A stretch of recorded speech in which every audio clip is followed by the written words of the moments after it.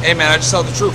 Come on, man. And they don't like that. Welcome, Michael Tracy, onto the space. Michael, thanks for joining us. What's your thoughts about what's happening in terms of, America bombing Iran?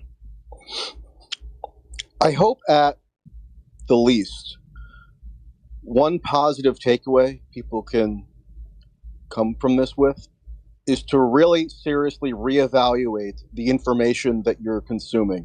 There are so many people who I've seen and who have contacted me in the past week who profess to be totally shocked.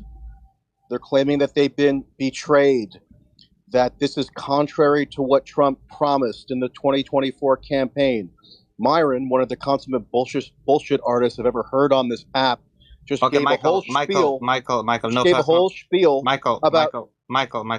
no personal attacks, because then obviously he's going to personal attack you back. It's not a personal attack. I'm commenting on the substance of what he just said. No, but you call him a bullshit artist. That's not acceptable. Like, just make your argument without personally attacking someone on the panel, because then they'll attack you back, and then that space is just going to derail into personal insults, and then you'll be like, oh, why are you personal insulting me? Then the personal. So let's not keep. And you're definitely going to lose because you're a fat neckbeard. You don't want that fucking work, do you? Want fat boy? See, like, I'll fucking embarrass you. I'll fucking embarrass your dumbass. Just like I did the other day. Okay, guys. He just gave us a whole spiel. I won't call him a bullshit artist. I'll try to be as calm and rational as possible. But he just gave us a whole narrative about how Trump was manipulated into with. That's just a delayed mute from like a minute ago, because the space is like huge. It's like I muted it like 30 seconds to a minute ago, and the mute just. Oops. So once the mute goes, yeah, go for it.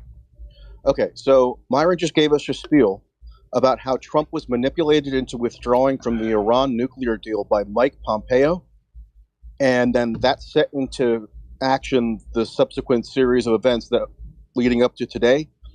Trump campaigned for president in 2015 before he had ever even had any interaction with Mike Pompeo on a pledge to withdraw from the Iran nuclear deal. He appeared at a rally. He co-organized a rally with Ted Cruz in September of 2015, in which they railed against the Iran nuclear deal. Trump,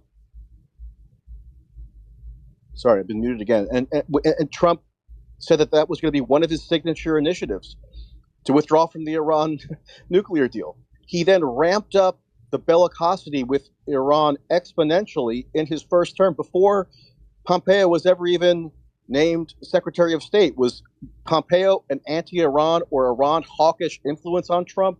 Sure, but this is two topics that Trump really has been consistent on for the entirety of his career as a political figure. You can go back to 2011 when he was toying with running for the Republican nomination in 2012, and he's just kind of randomly fixating on the evil of Iran. Iran can't have a nuclear weapon, etc. So what I think a lot of people are still trying to do is posit this dynamic where Trump has been manipulated by his perpetual series of devious advisors into doing things that are contrary to his interests and betraying or doing things contrary to his campaign promises. Whereas anybody who's rational and who followed the campaign with some degree of discernment last year would know that on numerous occasions, Trump openly and publicly at rallies, at speeches, etc., advocated for Israel being enabled to bomb Iran's nuclear facilities.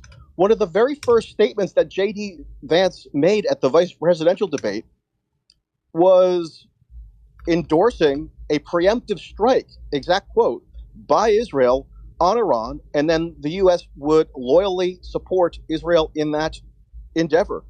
The negotiations, quote unquote, that were launched by Trump when he came into office in January of 2025 were structured in such a way that it made any sort of genuine diplomatic resolution virtually impossible, because he and his fake diplomat envoy, Witkoff, stipulated as a core non-negotiable condition that in order to obtain a, quote, deal, Iran would have to agree to blowing up its own nuclear facilities, essentially, zero enrichment, which everybody who's followed this issue with any semblance of discernment for 10, 15 years knows would be perceived as a totally intolerable national humiliation by Iran. So essentially, Trump had this whole facade of negotiations with an arbitrary 2-month timeline, whereas the JCPOA under Obama was laboriously negotiated for over 2 years. Trump declared this arbitrary 2-month deadline and said openly, directly to the media, that if Iran does not comply with our maximalist U.S. demands, they're going to be bombed. So he couldn't have telegraphed this more openly and unambiguously, both during the campaign last year and in the first several months of his presidency. And so if people are still confused about how we got to this point, then they are processing information or receiving information in such a flawed way that they really should at least take the opportunity to reevaluate how land the plane. Listen, this guy comes onto the space and he's Monday morning quarterbacking, whatever that saying is calling. Let's be real. Trump did do all that stuff. You're 100% correct. But let's also not act like Trump said the exact opposite of all that stuff and put Tulsi Gabbard in his cabinet and put people around him. Who you advocated, by the way, Mike. Oppose that. And it's like, you're sitting here and like, oh, well, I knew this was going to, I'm the only person who listened. I totally knew and no one else knew. And you're all so silly if you believe there was a chance Trump might not do this. Bro, come on, let's be real. Trump, like, no one knows what this guy's going to do. And Mike, let me respond to you real quick about this, right? Because here's the thing. He openly called for bombing Iran's nuclear facilities. Hold on, Mike. It's not a secret. Mike. And he openly said, we're not going to bomb Iran. We can't bomb Iran. He did say that, yeah. You're losing your mind. Yeah, he gave conflicting, statements. But look, Mike, let me be very clear about this, bro. I don't know what it is. You think I'm like one of these MAGA guys that doesn't criticize Trump? All the things you just mentioned about the nuclear deal, etc. I said from the beginning that it's going to be a non-starter with them not enriching uranium. I said before that Steve Witkoff is a retard and they're changing their minds on what they're going to say. First, it was okay. You guys can keep your uranium, your nuclear program, but you can't enrich to weapons grade. Okay, cool. Then they come back and they switch on them. Oh, actually, you know what? No, you can't have any uranium enrichment, and we want you to get rid of your ballistic missile program. So, like, I've been extremely critical of that stuff, bro. I'm not one of these like fucking MAGA influencers where I can't criticize Donald Trump like Charlie Kirk and these guys. This is really fucking bad. But remember, Mike, I didn't just vote for Trump on Israel and U.S. relations. I voted for him for a multitude of other reasons as well. Now, am I pissed off about his foreign policy? Absolutely, I am. He lied about some shit. He said no new wars, whatever. He lied to us all, and I can admit that I made a mistake from that regard. But again, I voted for him for a multitude of other reasons. But let's be honest here, bro. You support Tulsi Gabbard. What did she do? She did a double back too. So no one is, going to be able to sit here and be like, oh yeah, I predicted all this shit too. Politicians lie. And at the end of the day, if they fulfill 50% of what you asked for, that's a fucking W. That's how it goes with politics. You're never going to get 100% of it. See? And when you try to come in here and attack me last week about the whole Trump thing, what did I do? Oh, well, you supported Tulsi Gabbard. That's his fucking DNI. So me and you are both retards, I guess, according to your logic, for supporting supporting a candidate that went ahead on things that we don't like later on. Bro, nobody has the 20/20 hindsight, man. So it is what it is. I was sympathetic. Hold on, let me respond to that. I sympathetically covered, you're right, Tulsi Gabbard over 5 years ago. And then as she evolved into a Republican functionary and attempted to ingratiate herself into the Republican Party by becoming a paid Fox News contributor, sucking up to Trump, repudiating a whole slew of her prior positions, I pointed it out contemporaneously in real time. I'm not sticking stubbornly to something that I said over 5 years ago.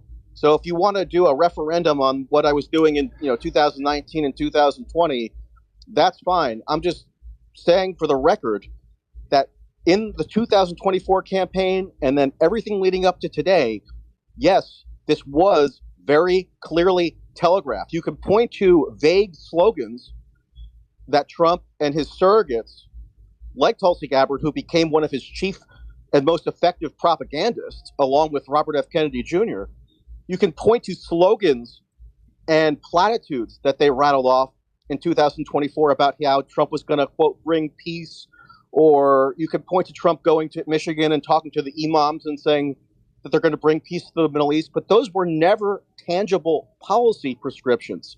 They were devoid of any policy specifics. On the other hand, when Trump and Vance openly advocated for enabling Israel to preemptively strike Iranian nuclear facilities, that was a tangible policy specific, and I pointed it out as much as I could at the time. So yes, if you were rooting for Trump or trying to promote Trump, I could see how you might have succumbed to certain cognitive biases that would cause you to disregard that incredibly decisive information.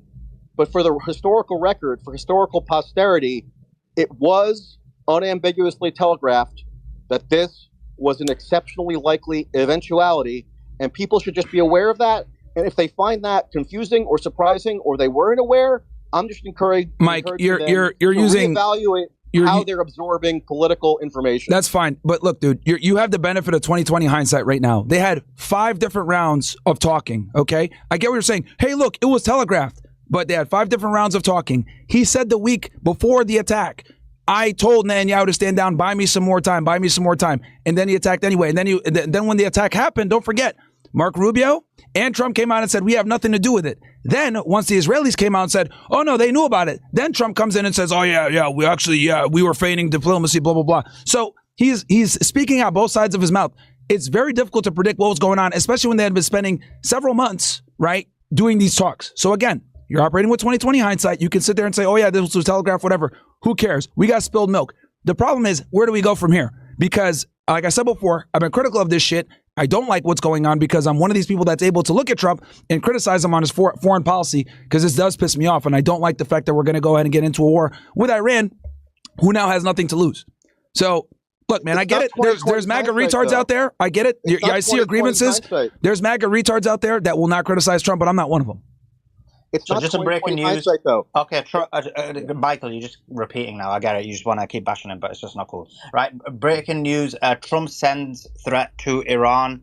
He's done another post, and it says, any retaliation by Iran.